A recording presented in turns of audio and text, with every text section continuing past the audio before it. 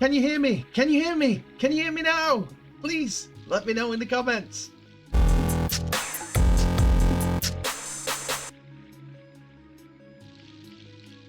Hello and welcome back to the channel Held Dominance. Anthony here. Please remember to like and subscribe, and also click that notification bell if you're enjoying what you're seeing and if you want to continue seeing more.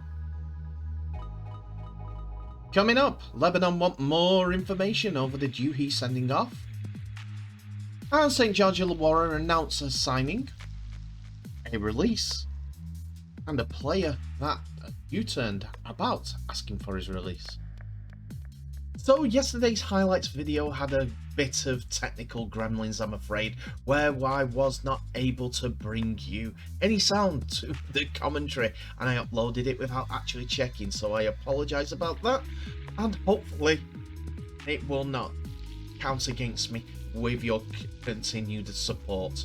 I will hopefully do better today with the new episode that'll be coming out later on, and also this one.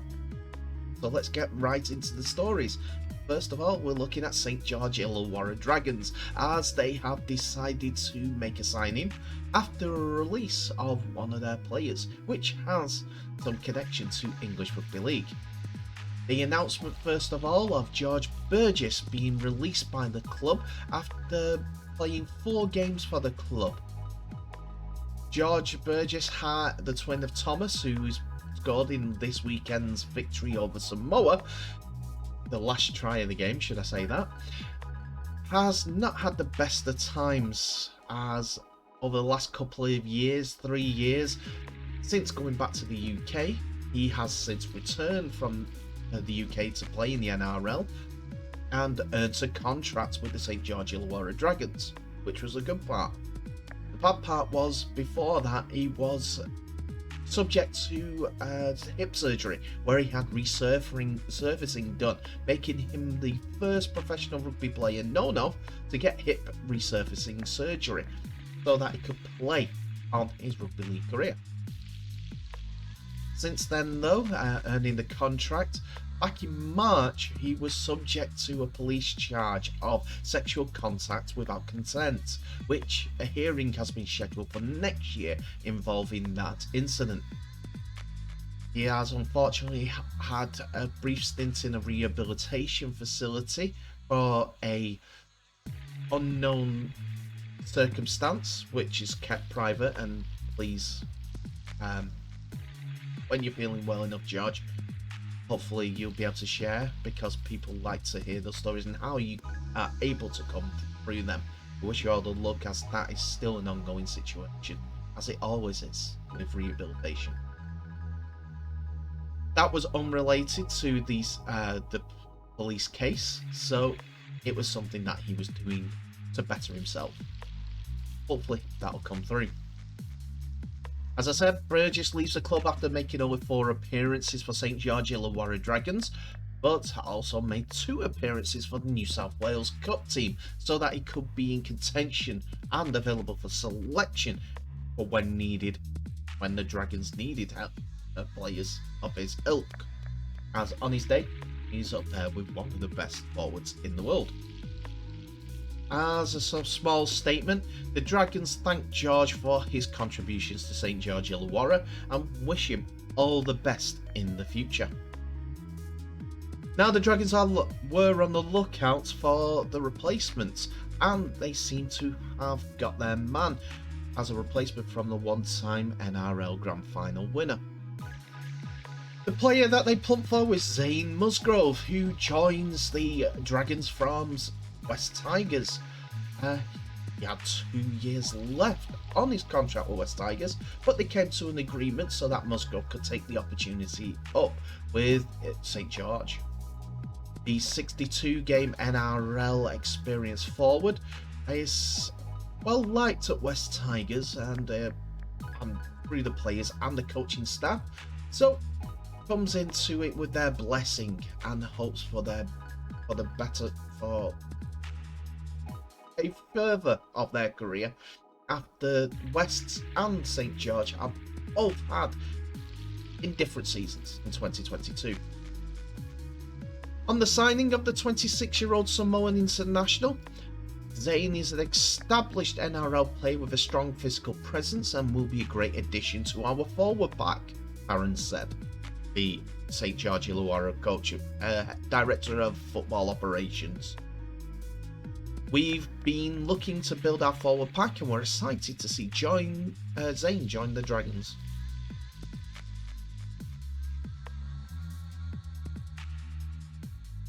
After the news that Ben Hunt had actually signed a new contract with St. George Illawarra, Tyrell Sloan had sensationally gave his release notice and requested a release from the club so that he could take opportunities elsewhere. But since then, Sloan has sensationally backflipped on his request to be released. Instead, intends to fight for his spot in the Anthony Griffin starting side. The 20-year-old, alongside playmaker Jaden Sullivan, reportedly had their formal requests and for an immediate release denied, and while Sullivan, who's 21, put forward a second request last week, Sloan has had a major change of heart, according to the Daily Telegraph. Sloan was dropped by Griffin in round 3 of the 2022 season and featured on the bench, at fullback, on the wing 5 more times in a disappointing campaign.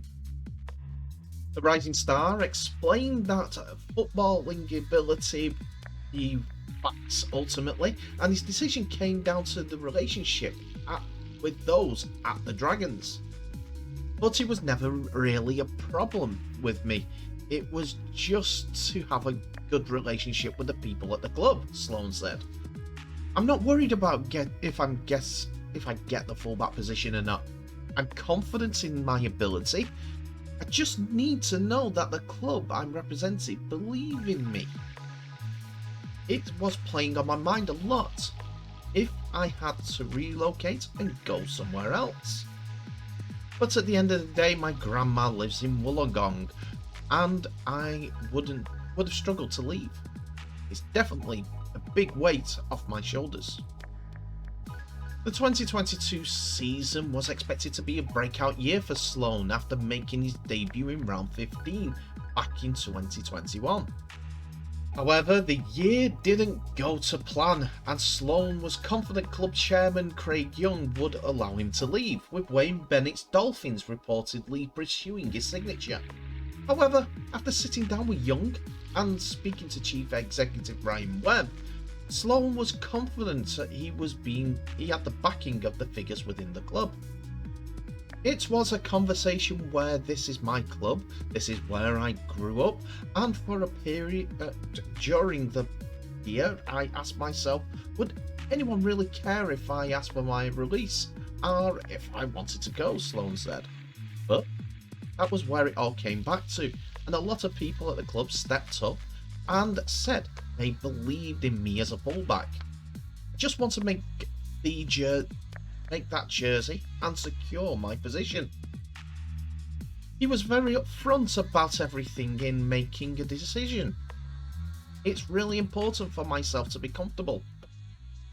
When you feel wanted, those are the sort of guys you want to be talking to, because at the end of the day, they're the ones making the decisions. Something that caught Sloan's eye and he talked about was Webb, alongside Dragons official Matthew Elliott, also made an effort to attend the Corey Knockout Stadium at Nowra.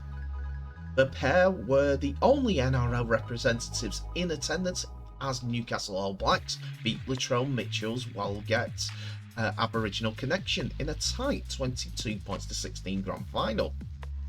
Mitchell was vocal about the lack of NRL scouts in attendance, and Sloan revealed Webb and Elliott embraced the Indigenous culture, and that was a big tick for the club. It's a massive talent pool for young Indigenous kids, and if clubs are fair dinkum and want Aboriginal talent, that's where it is, Sloan said. So that is a big tick for the club, because it looked like they wanted to take an interest in us young kids, and why I spoke about Webby. He was the only one that I saw from an NRL club. It was massive. It wasn't fake. He was there the whole day, and he wanted to learn about our culture and how we all connect. Shows he has respect our culture. He respects our culture. It's built on respect, and I don't think he once felt out of place.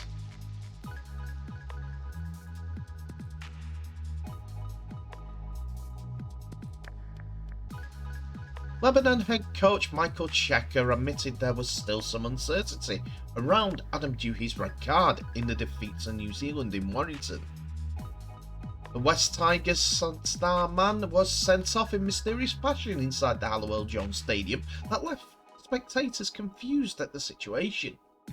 Doueihi, 24, looked to have been sent off for dissent with the official following a short kick-off that went in the favour of New Zealand. Lebanon fell to a 34-12 defeat to Michael Maguire's men in the opening games of the tournament. The World Cup hasn't given us any footage, Chieka said after the game. We've asked for it, but we've not had any. I'm not sure why. We're a bit in the dark. The player was sent off because he said something to the referee, but those things, you've got to look at them. There's an accumulation of frustration that comes from the back of the try previous, where there's no play the ball by Brandon Smith. And then it continued blocks from the kickoff. It's a shame we lost a man because we were in the right in the tussle. An already confident coach, Chieka took the positives from the defeat against the number 1 ranked team in the world. Lebanon had opened the scoring through John Mansur and another try from Abbas Midski that saw the score at 18-12 before New Zealand took control towards the end of the clash. I'm always a believer. You don't get involved in a team if you don't believe in what the responsibilities are and what the capabilities are, Chieka told Love Rugby League. And then you try and get them to do a little bit more than that. I think that's the key, trying to get them to learn a little bit more about themselves. We were right in the battle for good periods of time, and it helps us in the next stage of the tournament, which is really important. On the other side of the pitch, Kiwis coach Michael Maguire expects his Kiwi side to improve after their scratchy World Cup opening victory. In a contest where Michael Maguire's men took control, it took a while to get going and was also a little flat towards the end. From what Maguire said, they defended their line really well, which gives us a lot of stuff we can look at moving forward in how we want to play. We put a bit of pressure on at times, we were able to capitalise, but we didn't stay at it long enough to be able to put more points on. It is fair to say that the Kiwis haven't hit the ground running at this World Cup, but with the lack of international footy over the last 2 years and the short build-up for this year's tournament, that can be said for all teams, to be fair. There is no risk of the Kiwis losing a pool game with Jamaica and Ireland to come, so the next couple of weeks will be where Maguire will be looking to strengthen combinations before the real stuff begins, when New Zealand will play Fiji or Italy in the quarterfinals. That was the biggest thing I saw there, Maguire said of the combinations. The guys were jumping in, trying to take carries where normally we wouldn't, and that's time spent together. With all the grand final guys coming back and Joey Manu coming back from the first time with the team, Joey was trying that hard, and sometimes that can play against you when you're trying to put certain plans on, and we'll be better for that.